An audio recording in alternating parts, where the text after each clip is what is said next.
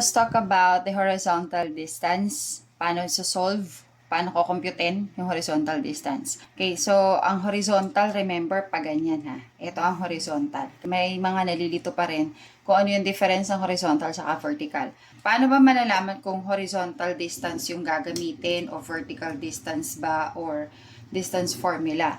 Let us take this as an example, no? This is point A and this is point B. Let us identify the coordinates of these 2 points. So yung A, okay, nakatapat siya sa x-axis, negative 6, ang kanyang x-coordinate, and then diretsuhin natin to, nakatapat sa 2. Okay, so ibig sabihin, ang coordinates ng point A, negative 6, 2. And then yung point B, kung titingnan tayo dito sa x-axis, nakatapat siya sa 1. And then, diretsuhin natin to, nakatapat siya sa 2. Okay. Ngayon, tingnan ninyo, pareho sila ng y-coordinate, which is positive 2. And kung i-connect natin yan, this will form a horizontal line. Okay, so kung kinonnect natin yan, wag nyo nang pansinin yan na, pumaling yung pagkakaline ko. Okay, so, horizontal. Pantay na pantay.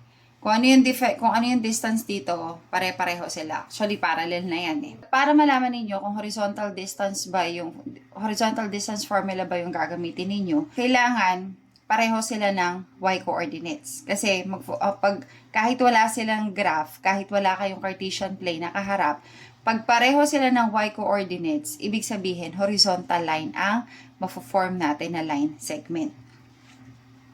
So usually, kapag ganitong malapit lang, pwede natin bilangin. Okay, pwede natin bilangin yung distance niya. Absolute value. Bakit absolute value? Kasi wala namang negative na distance. So, kung ganito lang ka-igsi, pwede naman tayo magbilang. 1, 2, 3, 4, 5, 6, 7. So, 7 units ang kanyang distance. Pero paano kung lagpas na dito sa Cartesian plane? For example, negative 20 dito, tapos dito 20. So, ibig sabihin, napakahirap na nun magka-count ka kung wala ka pang Cartesian plane. Kung may Cartesian plane ka man, napakalaki ng Cartesian plane na kakailanganin mo. So, this is our formula, horizontal distance formula.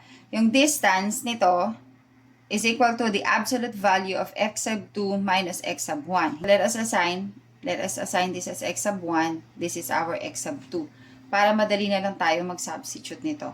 Okay, so absolute value of our x sub 2 is 1. Minus our x sub 1 is negative 6. And again, pag 1 minus negative 6, 1 minus negative 6, okay, add the opposite or KCC, keep, change, change. Or add the opposite, 1, papalitan natin ng plus yung minus sign, and then opposite ng negative 6 is positive 6.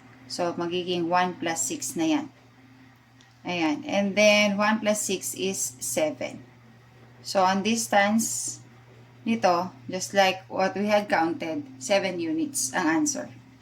Okay, next example natin, hindi na natin i-graph, no? So, para tingnan natin kung horizontal yung line segment na mafo-form kapag kinonect natin itong point na to and this point. So, tingnan ninyo yung kanyang y-coordinate. If they are the same, ibig sabihin horizontal line yung mafo-form niyan. So, we can use this formula, the horizontal distance formula. D is equal to the absolute value of x sub 1 minus x sub 2 minus x sub 1. And then, assign tayo, no? So, ito yung x sub 1, x sub 2. And then, substitute. Absolute value of 23 minus 6. Therefore, this is 17 units. Ganun lang siya kadali.